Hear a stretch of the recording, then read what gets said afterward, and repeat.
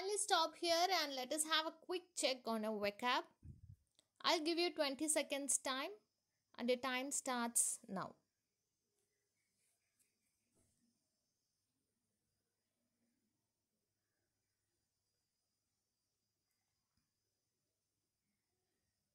Ten more seconds.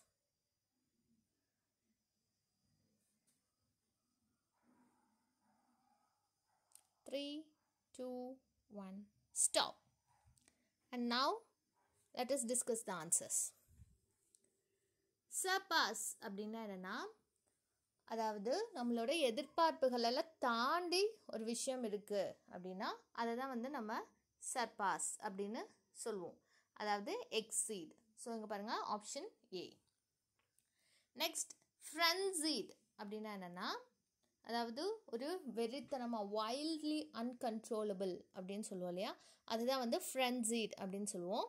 Fried கிடையாது, fly கிடையாது, cried கிடையாது, agitated. Yes, agitated is a right answer. And third பாருங்கள், dictum.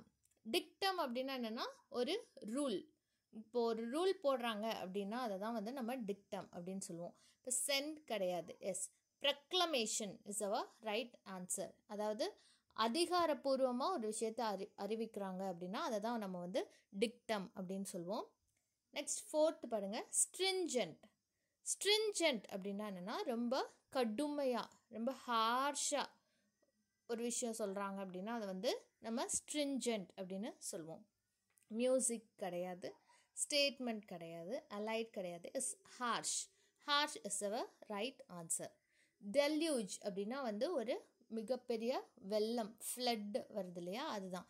Torrent, flood அதெல்லாம் நம்ம சினானிம்ஸில் சொல்லுவோம். இப்போ இங்கே பாருங்கள், லிட்டில் கிடையாது, small, no, torrent. Yes, torrent is our right answer. So how many of you get 5 on 5?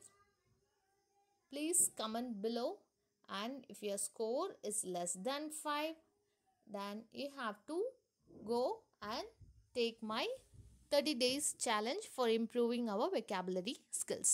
Link has been given below. Please go and check it out.